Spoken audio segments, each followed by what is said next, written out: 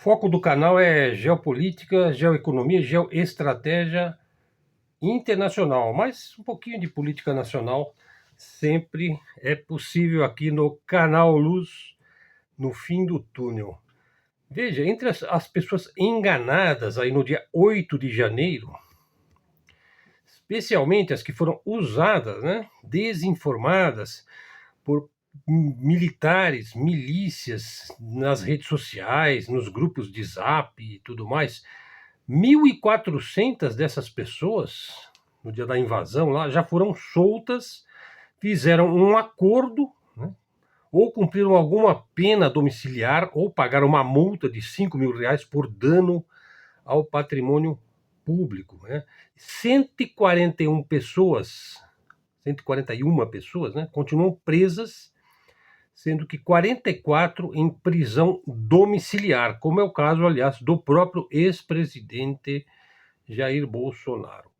Tudo isso poderia ser evitado, né, se soubesse que não se faz, não se dá um golpe, assim, uma mudança de regime, uma intervenção, né, mobilizando assim uma parcela da população, sem o auxílio, né, de pessoas que detêm poder efetivo, né, dentro das próprias Forças Armadas, dentro do Parlamento, dentro do Poder Judiciário, sobretudo dentro do Poder Militar. Né? Então, o que realmente eles queriam? Né? Veja, então, assim, é possível dar um golpe no Brasil usando apenas um cabo, um soldado e donas de casa? Há que se perguntar, né? Daí, desinformados, assim, bolsonaristas, cismam que vivem numa ditadura, né? Que são perseguidos, que vivem numa tirania e se dizem torturados, talvez até mesmo fuzilados, né? Como se estivéssemos na época do Fleury, né? Do DOI-CODE, né? Na época da atroz perseguição, na época do regime militar, pela linha dura, né? Formada lá na Escola das Américas do Tio Sam, né? É sem noção, né? Querer comparar pessoas que foram medonhamente torturadas com o pessoal que está preso em casa, né? Com tornozeleira e tudo mais, né? Bom, e como é que vai o Brasil, hein? 2026 está aí, está chegando, hein? Daqui a pouco nós estamos lá votando, né? Provavelmente vão me chamar de novo para ser mesário. Bom, não sei se em 2026 eu vou estar disposto a isso. Acho que vou, hein? Olha, eu vou dizer o seguinte, olha, nós estamos aí no terceiro governo do Lula, né? Lula faz parte do nosso imaginário, é uma lenda urbana, faz parte da narrativa, faz parte da história política do Brasil. Veja, o Lula é a expressão final e cabal da nova república, né? O regime consolidado aí pela Constituição de 88. Né? Então, será que ele vai ser reeleito? Bom, se a eleição fosse hoje, ele já estaria reeleito, né? Porque seus discursos têm sido muito replicados. Aliás, o Lula ele goza de grande prestígio internacional. É aquela história. Ele faz uma política externa forte. Ele é dito como o político mais importante para a resistência para o sul global e até dentro dos próprios BRICS, que continuam, né, embora possam sofrer reveses, atrasos, né, dificuldades por conta aí do trumpismo, né? Mas assim, uma saída de cena do Lula, pois tudo e todos vão desaparecer um dia, não é mesmo? Pois é. Mas assim, uma saída de cena do Lula será talvez concomitante a uma nova constituinte, né? De certo, mais nacionalista, eu espero, né? Quem sabe desenvolvimentista, né? Calcada nos interesses geopolíticos do Brasil. Isso tem que se tornar um mote, hein? Qual é o interesse geopolítico do Brasil e dos brasileiros? E no mundo cada vez mais tripolar, né? Vamos dizer, pós-globalização. Né? Mas assim, na minha opinião, e aí eu estou falando de torcida, qualquer cenário é melhor do que uma volta, né? Do indivíduo que está com tornozeleira, né? Qualquer cenário é melhor. Né? Seja o já conhecido Lula, que, a meu ver, que é o menos ruim, né? Embora não esteja longe de ser o ideal, seja o Tarcísio, né, que é o governador do estado de São Paulo, agradável ao próprio STF, hein, que o vê como uma direita mais moderada, né? Embora também não me agrada, porque é um tanto neoliberal demais, né, para os reais interesses do Brasil, né? Bom, mas assim, o Bolsonaro, ele teria uma sobrevida com o Tarcísio, né? Mas eu duvido, assim, que o Tarcísio seja eleito, né? Eu duvido ainda mais que, se ele for eleito, ele daria anistia, né, ao seu mentor, né? Aí está sendo até cogitado, né? Um comentário lá do Wellington. Eu vi uma notícia que está sendo cogitada uma chapa Tarcísio-Ciro, né, para tentar chamar eleitores de ambos os lados, né? Eles precisam se ver aí como é que eles vão fazer, né? Mas assim, essa direita, ela seria uma direita mais moderada, ou seria, vamos dizer, uma extremo-direita menos extremista, vai. Porque a extremo-direita mesmo no Brasil, a gente vai dizer que é o bolsonarismo. O bolsonarismo, ele congrega forças de extremo-direita, sim, né? Racista, fascista, ele congrega essas forças, supremacista, sionista, né? Isso faz parte aí de certos segmentos, né? Ele congrega forças de extremo-direita, o bolsonarismo, mas ele é menor do que a direita, vamos dizer, a direita como um todo. Bom, o que eu digo é o seguinte: a direita mesmo é o centrão, a direita brasileira que realmente conta, o verdadeiro poder, vamos dizer, brasileiro é o centrão, e que sabe explorar muito bem as mazelas, né, da família neopentecostal aí, e que enriqueceu, né, tremendamente, né? E de mal militar, ele se tornou um mal político, né? E, bom, se Bolsonaro for preso, é de se prever que ele será um mal presidiário também, né? Enfim, a consumação de uma vida na prisão realmente é uma situação desesperadora, né? Aí tem mais um- uma coisa bastante divertida aqui, que eu mesmo escrevi, ó: o representante de Deus na Terra não é mais o Papa. Não, não é, porque o Concílio Vaticano II é comunista, a Teologia da Libertação é comunista, todo mundo é comunista, o Papa é comunista, né? A Internacional Reacionária, né, substituiu o Papa pelo Donald Trump, né? E o seu rabino, né? O seu rabino, que é o Netanyahu, né? Bom, no Brasil nós temos aí o faraó Xandão perseguindo o povo prometido, né? O povo prometido é aquele que estava lá no 8 de janeiro, né? E o Papa Trump vai dar um jeito, né? Vai usar a lei Magnitsky, vai cancelar o Pix, vai enviar os Marines, né? Bom, primeiro ele vai enviar para o México, aí parece que já não enviou. Aí ia enviar para a Venezuela, parece que já não enviou, né? E o Maduro já tem lá 4,5 milhões de bolivarianos, né? Veja, falando ainda um pouco de extremo-direita, veja, a extremo-direita, em qualquer época que você pegar, por exemplo, sobretudo desde pelo menos a Revolução Francesa, né, quando começa a fazer sentido essa dicotomia, né, de direita contra esquerda. Lá na Revolução Francesa, né, a extremo-direita, veja, a Revolução Francesa, ela, vamos dizer, ela colocou na mentalidade e na descrição dos fatos e dos fenômenos políticos a ideia de democracia, né? A democracia possível, né? Isso vem dos três poderes constituídos, previsto lá pelo Rousseau, né, o judiciário, o legislativo e o executivo, a ideia de um contrato social, né, entre uma classe dirigente e uma classe trabalhadora, uma classe de cidadãos. Enfim, nós temos uma democracia que é aquela que é possível de nós termos, né? Essa democracia que nós temos, por exemplo, aqui no Brasil, né, ela é fruto dos esforços e sacrifícios de milhões de pessoas, hein? De ditadura, né? Ou de comunismo, né? Então, a extrema-direita, ela chama essa democracia que nós temos, essa democracia possível que nós temos, de ditadura. Ou então ela chama a democracia que nós temos de comunismo, né? A mesma coisa do Papa, né? Não, o Papa é comunista.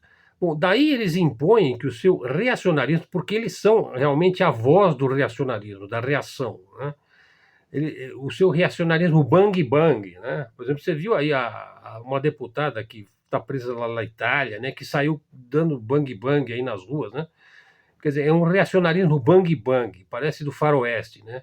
Que é uma mistura aí de fanatismo religioso, neopentecostal, evangélico, sem querer desmerecer as pessoas que também professam a sua religião de forma pacífica, fraterna e tudo mais, mas existe muito fanatismo, hein? Muito radicalismo. E, naturalmente, o racismo, né? Que faz parte da extrema-direita. Né? Eles são realmente supremacistas e racistas. Daí você pensa lá em Hitler, em Mussolini e tudo aquilo. Né? E aí tem aquela história lá de Deus, pátria e família. Né? Quer dizer, eles vão salvar a família, a pátria, a propriedade privada. E essa salvação da família, da pátria e da propriedade é que é a verdadeira democracia, né? A verdadeira democracia. Né? Mas essa verdadeira democracia aí proposta por uma direita que chama, digamos, a democracia a que nós temos de comunismo, ela é simplesmente a expressão do que há de pior, de mais egoísta no indivíduo que é ressentido, né? Daí um amigo falou: olha, há controvérsias, hein? A trilha histórica do esquerdismo mundial é um encadeamento de ditaduras, misérias e genocídios que suplantam os seus méritos. A direita tem razão de existir. Sim, a direita sim, mas a extrema-direita não deveria existir, né? Aí eu digo o seguinte, veja, a revolução, ela continua, né? Bom, essa ideia de que a direita é limpa, cheirosa, perfumada, é família, é tudo de bom, né? Sabe? Assim, que ela luta contra os sujos, os maus, aqueles que matam os outros, aqueles que comem criancinhas, né? Veja, esse velho discurso macartista, né? Sabe, maniqueísta, veja, nada disso se sustenta na realidade, né? Então, eu não vou aliviar para tipos da extrema direita, seja ela política, seja ela religiosa. Né? Por exemplo, o senhor conhecido aí como Silas, né? E veja, mas assim, estendendo um pouquinho o tema, veja, a grosso modo, ó, a história da esquerda mundial, ela pode ser resumida aí pela trilha, né? Revolução Francesa e as suas consequências, né? Dali veio o próprio comunismo, né? E veio a social-democracia europeia e também norte-americana, né? O welfare state, o bem-estar social, o American way of life e todas as suas consequências, né? Na verdade, tudo isso veio, né, no bojo da Revolução Francesa, né? E da substituição do ancien régime, né? Das monarquias da velha ordem, né? E empurrou a França aí para as guerras napoleônicas, né? Que já era uma guerra mundial, né? E daí, no século XX, nós tivemos o comunismo, né? Que tem uma coleção aí de situações penosas, por exemplo, o stalinismo, né? E daí a social-democracia, né? Que aí essa social-democracia, hoje ela vive uma situação de decadência, ou de falência, né?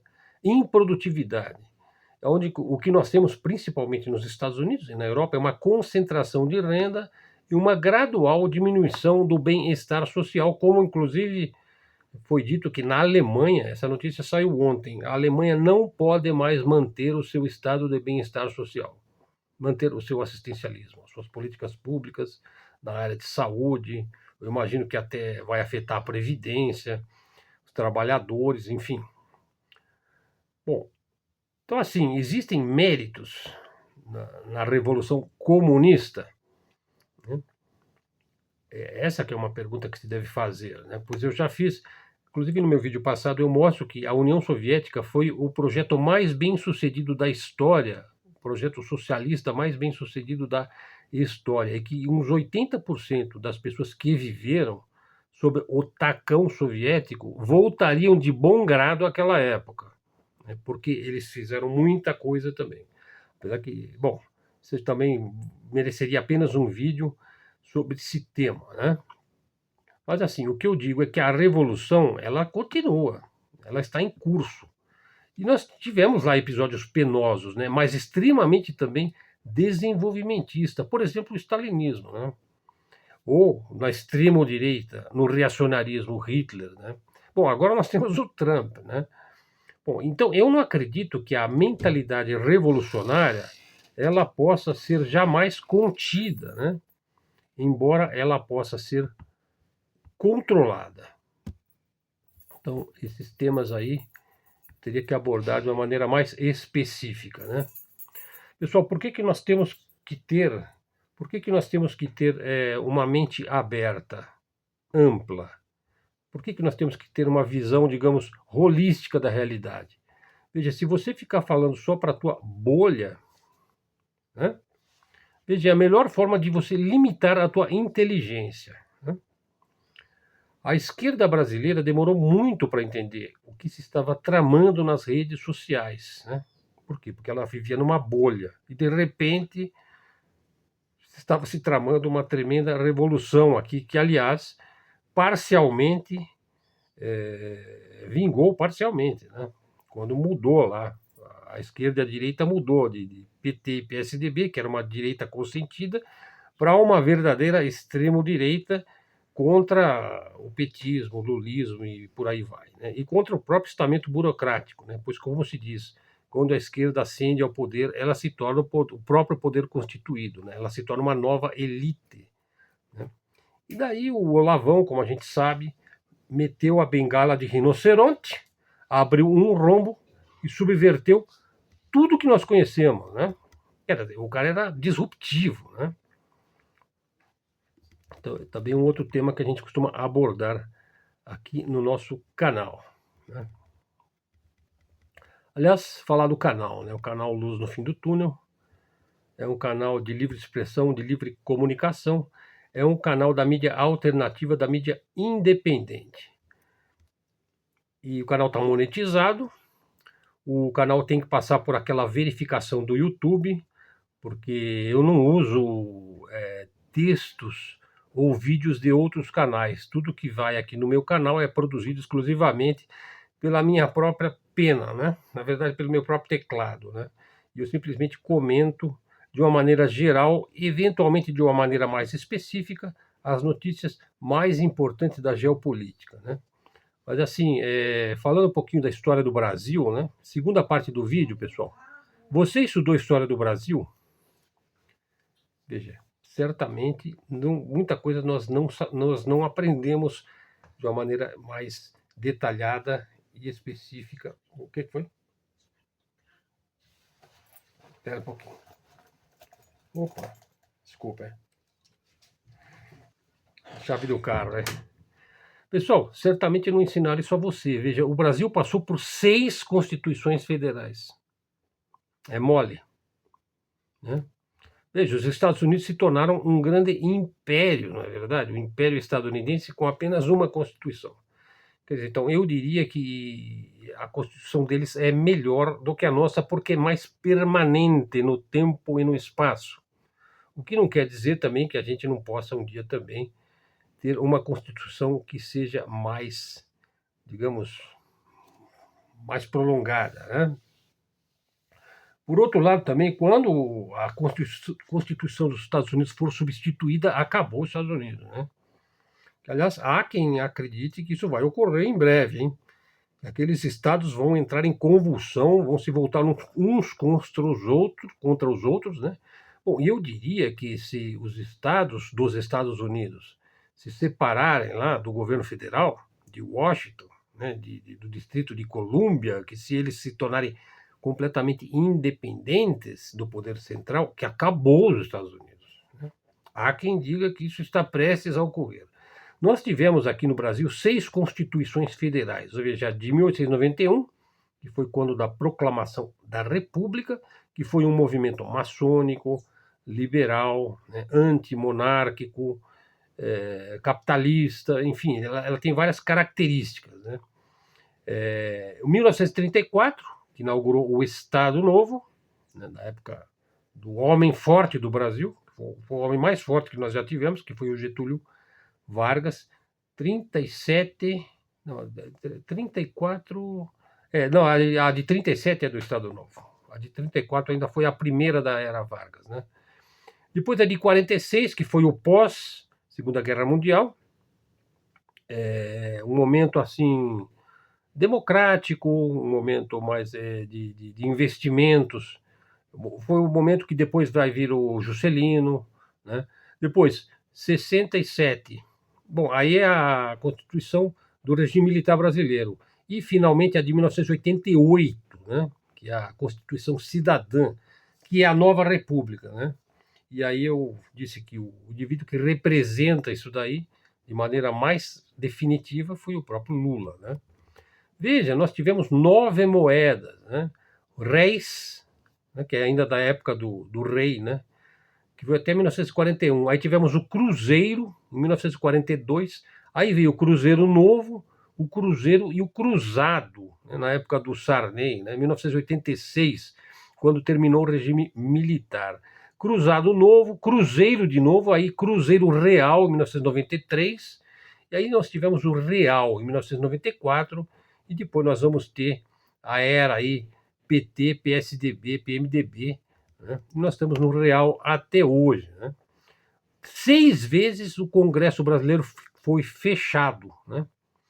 Em 1891, quando da proclamação da República, depois foi fechado quase que de maneira quase que constante na época do Getúlio Vargas, também em 66, no regime militar, 68, 69, em 1977 também. E depois ele ficou aberto, ele continuou aberto até hoje, né? Muito embora eu não sei dizer se é melhor ele aberto ou fechado, né? Não, eu acho que ele deveria ser inteiramente reformado. Bom, mas enfim. 6 golpes de Estado, né? A proclamação da República foi um golpe de Estado, bem sucedido, né? 1889. Depois nós tivemos o golpe do próprio implantação lá da época do Getúlio, né? 1930, 34, 37, 45. 45, né? O fim da era Getúlio, depois ele vai voltar, né? 1955 e 64 nós tivemos o golpe de Estado e depois em 85, certo, um novo golpe, né? Que foi o próprio fim do regime militar. Vamos dizer, um golpe planejado, com sentido. Tivemos um plebiscito aí em 2005, né, quando da proposição de que as armas pudessem ser adquiridas legalmente, né, o porte de armas, o uso de armas, né, para darmos uma de faroeste aqui no Brasil também, né, para sermos iguais os yankees gringos, né. 13 presidentes não concluíram o mandato, hein? Acho que é interessante citar o Deodoro, o Afonso Pena, Rodrigues Alves, Washington Luiz, Júlio Prestes, o próprio Vargas, né, o Carlos Luz, Jânio Quadros, né, que renunciou, o João Goulart, que foi deposto, o Costa e Silva, o Tancredo Neves, que morreu, né, de maneira estranha, o Collor, bom, o Getúlio também morreu de maneira estranha, né, o Collor e a Dilma. Tivemos mais de 30 presidentes, né, que tomaram posse sem terem sido eleitos, né, mas na posse de interinos ou para substituir, né? E aí tem uma lista grande, né, de 31 presidentes não eleitos diretamente. O Brasil nós tivemos 35 revoltas e guerrilhas, e algumas até que se pode dizer que foram guerras, né? 35 revoltas. Eu já vou, talvez eu faça um vídeo mais específico, ou uma série, ou uma playlist focada nos conflitos havidos na história do Brasil, que é um assunto que eu acho bastante importante e interessante. Algumas são bastante conhecidas, né? Como a cabanagem, Sabinada, a balaiada, a Revolução Farroupilha, a Canudos, né? A revolta da vacina. Falando aqui também não só de guerras, mas de conflitos, né? De guerrilhas, de revoltas, né? A Revolução de 30, a Constitucionalista de 32, né? O próprio regime militar, né? Que teve luta armada, né? A guerrilha do Araguaia. Bom, então assim, o Brasil, ele é, com tudo isso, o Brasil é um dos países mais pacíficos do mundo, se é que não é o mais pacífico, né? Mas ele nem sempre foi tranquilo, né? Na verdade, é um país assim que sempre foi manipulado por uma classe política, né, em defesa de seus interesses, né, seus interesses particulares, né? Uma elite política e judicial corrupta que sempre foi apátrida, né, doutrinada, que deixou de lado o povo, sobretudo após a chegada da República, hein? Eu acho que o Brasil ia por um caminho bom na época da monarquia, né, no século XIX, mas enfim, não que eu seja monarquista, mas eu acho que muita coisa nós perdemos e que nós precisaríamos readquirir, né? Então, assim, um artigo interessante, que está lá no meu Facebook, quem quiser se aprofundar, está lá, né? Bom, já estamos com 25 minutos aqui do nosso vídeo. Estou indicando aqui um vídeo que eu achei muito interessante, que vale a pena, do Lawrence PLH. Ele analisou o tarifaço no Brasil, né? O tarifaço de Trump e do Brasil de Lula, né? Aí ele fala, quem ganha mais dinheiro hoje é quem mais critica o governo Lula.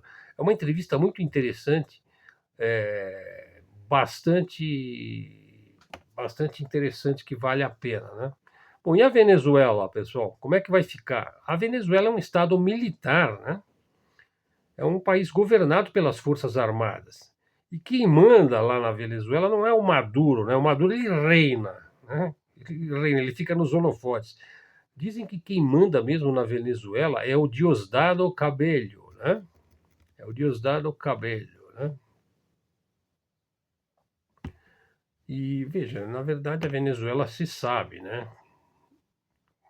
Foi um país aí que teve um empobrecimento radical, né? E veja, então assim, o ouro da Venezuela foi confiscado, hein? Veja, falando um pouquinho desse tema, acho que é bastante importante na geopolítica. Veja, o Speakman, notável geopolítico, hein? Speakman, disse que o Golfo do México e o Mar do Caribe são o mar Mediterrâneo dos Estados Unidos. Seria o seu baixo ventre, né? Bom, os chineses e os russos sabem perfeitamente disso daí, né? Faz parte da geopolítica dos Estados Unidos. Quem quer que estude a geopolítica dos Estados Unidos tem que saber disso daí, né? E o Mar do Caribe e o Golfo do México é Cosa Nostra, né? É o mar Mediterrâneo dos Estados Unidos, o seu baixo ventre. E a Venezuela também está dentro disso daí, né? Os chineses e os russos sabem muito bem disso daí, né? Bom, sabem mais do que nós, latinos, né? Então a Venezuela já foi o rancho dos Rockefeller, simplesmente. Eles passavam férias lá, né? Então, por quê? Porque Venezuela se escreve com P, de petróleo. É a maior reserva de petróleo do mundo. Simplesmente, de vários tipos de petróleo. O que está havendo na Venezuela, pessoal, os estadunidenses não são mais aqueles. O que está havendo na Venezuela pode ser mesmo a derrocada do governo de Donald Trump lá na Casa Branca. As coisas não são simples, nunca são simples. As coisas são multifacetadas.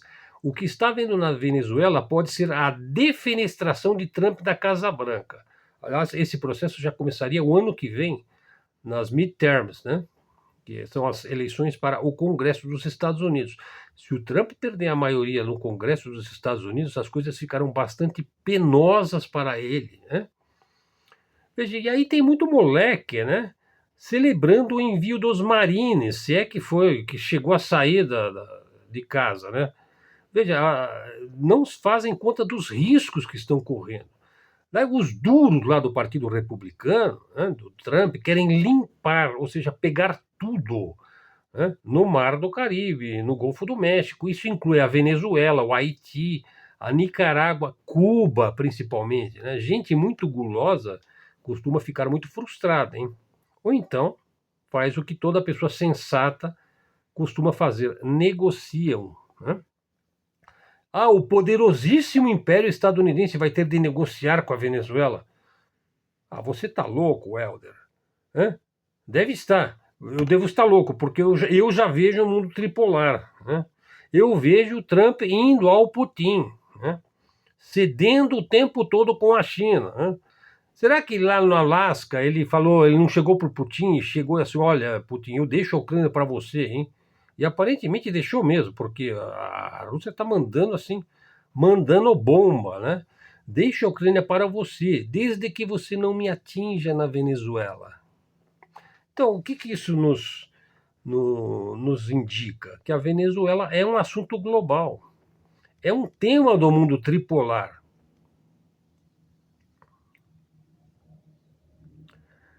Bom, acho que vamos ficando aqui.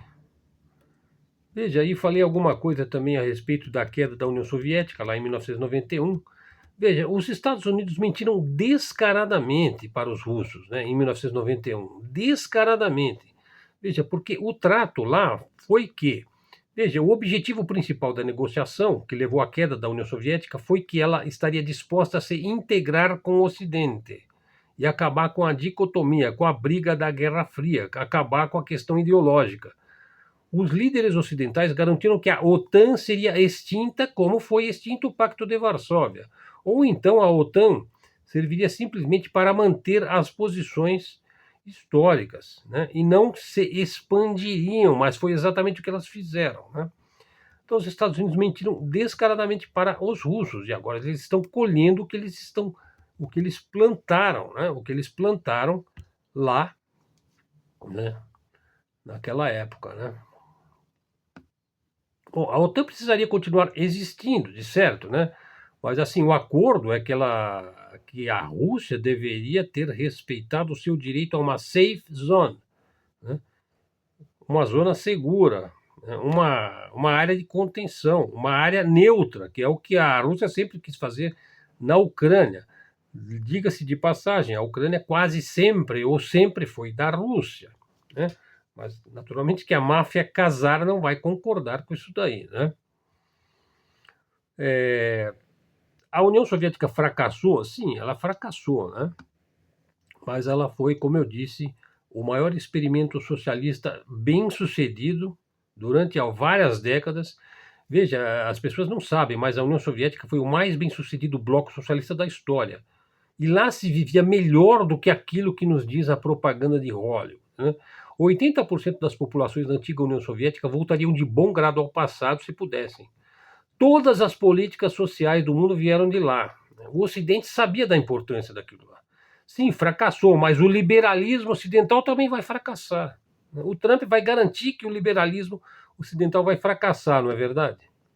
Veja, quem conhece o assunto a fundo é o Jeffrey Sachs, que vocês não podem deixar de ouvir e de seguir, né? Assim, a gente não pode pensar em termos de que aquele projeto fracassou e perdeu e não sei o quê. Veja, em geopolítica, eu não raciocino em termos de torcida, né? Ah, nós brancos e cheirosos contra vocês, os bárbaros sujos, né? Houve uma grande negociação lá em 1991 e a Rússia levou a pior, né? Foi um jogo, não foi o campeonato. O Putin levantou a Rússia de novo, né? Não houve vencedores, né? Houve um jogo, né? O campeonato continua, pessoal. Bom, acho que é isso daí, né?